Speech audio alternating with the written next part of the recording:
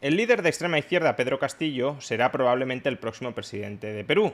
Pero ¿cuáles son las ideas de Castillo? ¿Cuáles son sus propuestas? ¿Cuál es la política económica que pretende implementar? Pues vamos a analizarlo a través de una reciente entrevista que le realizó el periodista Diego Acuña. Primero, Pedro Castillo quiere que el Estado sea un Estado empresario, es decir, que tenga un amplio parque de empresas públicas. El problema es cuando le preguntan por qué en el pasado, cuando Perú ya tuvo muchísimas empresas públicas, todo eso fue un desastre. Y la única respuesta que adivina dar es que la ciudadanía no participó lo suficiente en la gestión de esas empresas públicas porque no hubo suficiente tiempo para implementar ese modelo socialista en la sociedad peruana. Escuchémosle. Usted planea que el Estado sea un Estado empresario también. Claro, tiene que ser empresario. Mire, anteriormente decía, no, el Estado no puede ser empresario. ¿Por qué? Porque los que llegaban arriba, pues no llegaban para servir al pueblo, sino llegaban para servirse. Estaba mal orientado. ¿Por qué no puede ser un empresario el Estado?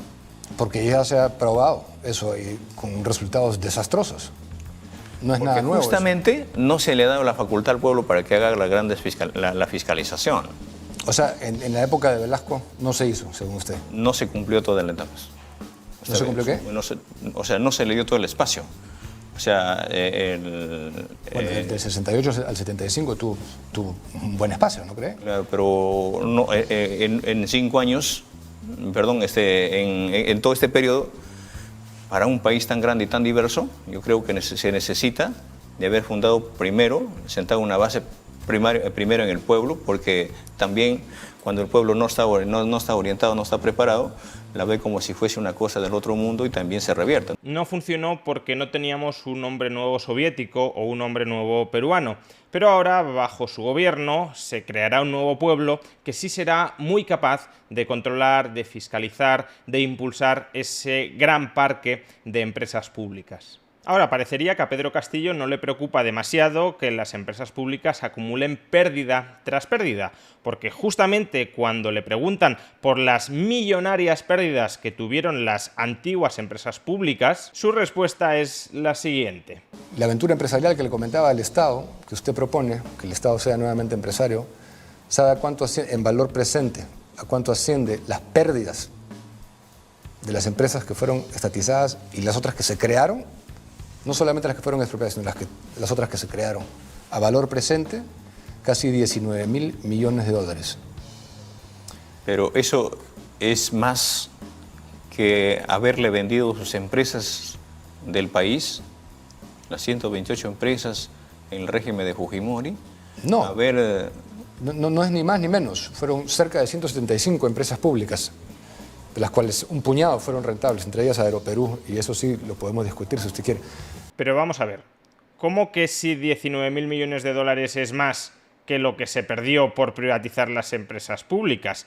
Si te está diciendo que esas empresas públicas eran ruinosas, que acumulaban unas pérdidas a valor presente de 19.000 millones de dólares, es que con que te hubiesen dado $1 ya sería aconsejable privatizar o desprenderte o cerrar esas empresas públicas para que dejaran de perder dinero. No es que pierdas algo por privatizar, por cerrar, por desprenderte de algo que está perdiendo dinero, es que te libras de una carga, te libras de un agujero negro que absorbe a valor presente 19.000 millones de dólares.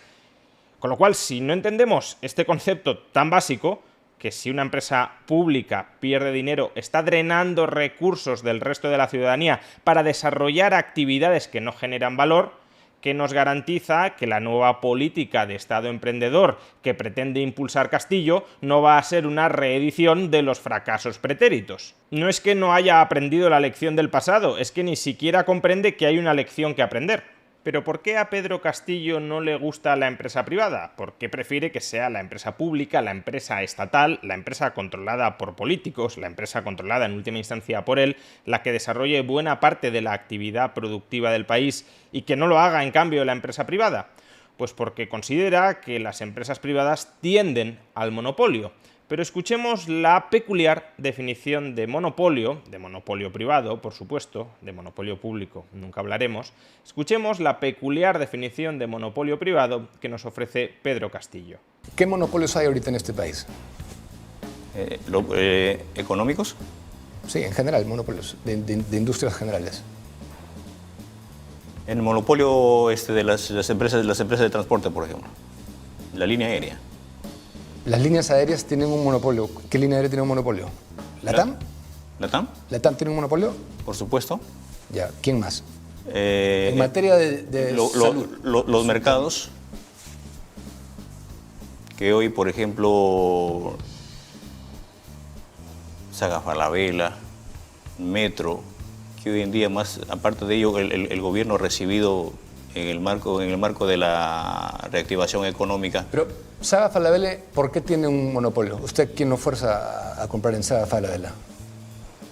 Es un monopolio porque aglutina su economía para sacar un beneficio un beneficio empresarial sin importarle al Estado, sin importarle al pueblo. No, está bien, pero eso no es un monopolio. Eso es no tiene rostro social su actividad económica. Pero no es un monopolio, porque un monopolio lo fuerza a que sea el vehículo único a través de lo que yo puedo acceder a algo. Y si yo no quiero comprar en Saga Falabella, yo puedo irme a otros lugares a comprar. Entonces ese no es un ejemplo de monopolio, doctor, profesor. Entiendo. Monopolio es, atención, que una empresa gane dinero sin pensar en el interés general, que es obviamente el interés del Estado. Por tanto, toda empresa no estatal, toda empresa privada, para Pedro Castillo es un monopolio. Y lo que él propone para los monopolios es regulación, cierre o estatalización. Por tanto, potencialmente, otra cosa es que termine haciéndolo, pero potencialmente Pedro Castillo está dispuesto a estatalizar, a cerrar o a hiperregular la totalidad de la economía peruana, porque toda empresa privada que gane dinero es un monopolio.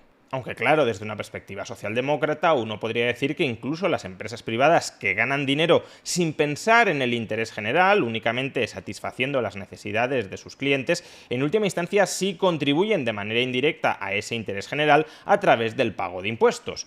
Como los beneficios constituyen la base imponible sobre la que el Estado recauda dinero de las empresas y luego con ese dinero supuestamente el Estado persigue el interés general, pues en última instancia, como decía, la empresa también está contribuyendo a buscar ese interés general.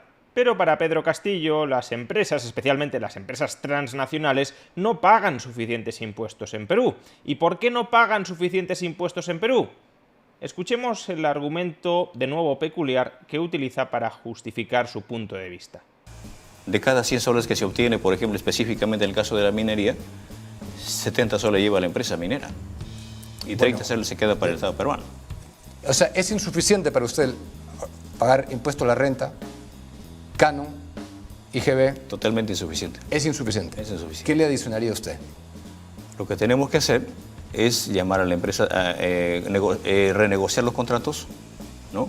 Ya, pero entonces usted está diciendo que una empresa minera que invierta acá, en el caso de que obtenga rentas, se va a quedar con menos de la mitad de las rentas que percibe. ¿La empresa minera? Sí. La empresa minera tenemos que revertirla todo. ¿A qué se refiere con revertirla todo? Por eso le decía, de cada 100 soles, los 70 soles que se lleva... ¿De cada 100 soles de qué? ¿De renta? ¿De utilidad? No, de cada 100 soles de invertido. De la utilidad. De cada 100 soles de la utilidad, la empresa paga el 30%. De cada 100 soles de la explotación minera que saca, de cada 100 soles de la riqueza que se saca de la minería. De la venta, dice usted. Claro, de la venta. Ya, pero eso no es utilidad, pues, profesor. Yo no puedo tributar sobre la venta. Yo solamente puedo tributar sobre la utilidad que me queda a mí. La venta es recaudación bruta. Sí, pero ¿quién se lo lleva? Se lo lleva el que puso el dinero, si esa es su renta, ese es el chiste. Hacer un negocio para... Pero están mal hechos los contratos, pues. Por eso, le vuelvo a preguntar, ¿qué propone usted para adicionalmente al 30% de impuesto a la renta, a canon, y me queda prácticamente la mitad, si tengo la suerte de tener renta, me quedo con la mitad. Usted propone que yo me quede con menos de la mitad. ¿Como empresario? ¿Perdón? ¿Usted como empresario? Sí, digamos, en este caso, que yo fuera el que invierte.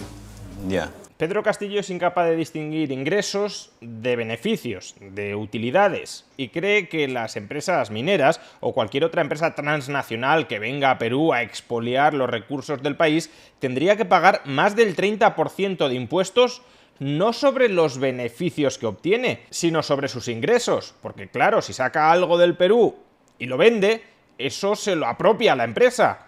No termina de entender que la empresa, para sacar eso, para producir eso y para vender eso, ha tenido que ejecutar una serie de gastos que, por tanto, reducen la parte de los ingresos que esa empresa es capaz de retener.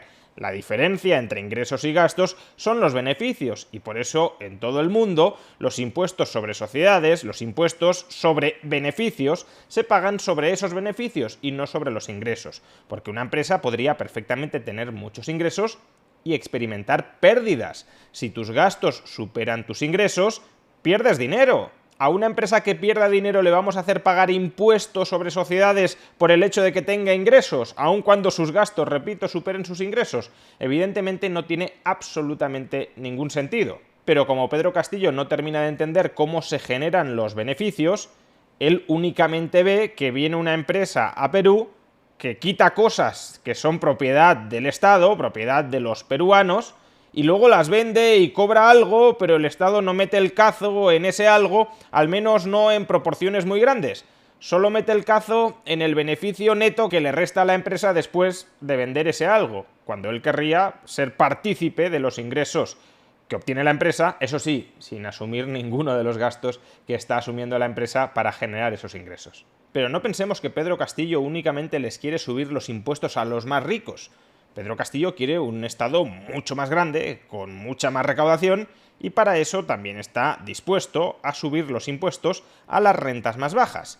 Escuchemos su respuesta cuando se le pregunta específicamente si tiene la intención de aumentar los impuestos a aquellos estratos sociales más pobres que hoy no están pagando impuestos en Perú. No, pero Yo creo que se específicamente, tiene que valorar. ¿haría eso usted, ese cambio, que las personas que están en las franjas más bajas y perciben ingresos sea independiente o dependiente de hasta 7 unidades impositivas tributarias, tributen?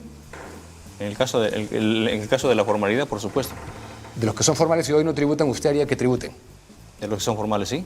Sí, es que esto es formal, esto es un código Por tributario supuesto, de tienen la que tributar. Todos tendrían que tributar.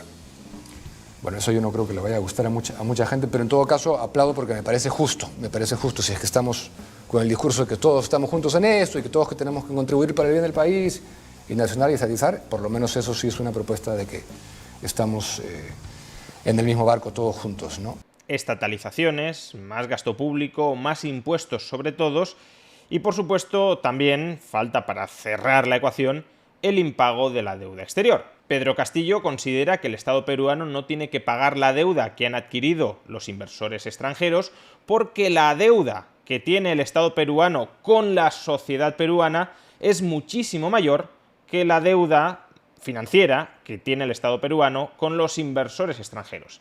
El problema llega cuando le piden que ponga números a esas estimaciones de la inmensa deuda que el Estado peruano tiene para con sus ciudadanos. Escuchémosle.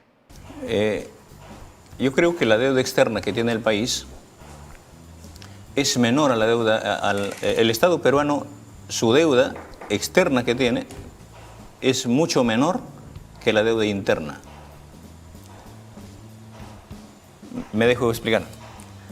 El Estado, lejos de preocuparse por pagar la deuda externa, más le debe a los trabajadores. Ah, ya, usted dice, pero no monetariamente, sino moralmente. Económicamente. ¿Cómo calcula usted esa deuda? Es una deuda efímera, abstracta. Es inmensa la deuda interna que tiene el Estado al Perú. Bueno, o sea, no está cuantificada. No. Está abstractamente Pero planteado. yo creo que el equipo de economistas que está trabajando hoy en día, por ejemplo, el partido, ya en lo sucesivo creo que vamos a hacer llegar todo esto con cifras, ¿no? No podemos pagar la deuda externa porque tenemos una deuda interna que nos hemos inventado, que es gigantesca, aunque todavía no la hemos cuantificado. Pero claro, si uno impaga la deuda externa, la primera pregunta que debería hacerse es ¿y qué pasa al día siguiente? Si tú dejas de pagar a tus bonistas y necesitas financiación, porque claro, si el Estado peruano va a gastar tanto, va a invertir tanto en empresas públicas, va a necesitar financiación externa para poderse desarrollar, ¿quién le va a prestar al Estado peruano después de que haya impagado la deuda a aquellos que le habían prestado previamente? Pues esta, que es la primera pregunta que cualquier persona que quiera impagar la deuda externa, la deuda que tienen inversores extranjeros, debería formularse, parece que Pedro Castillo no se la ha terminado de formular.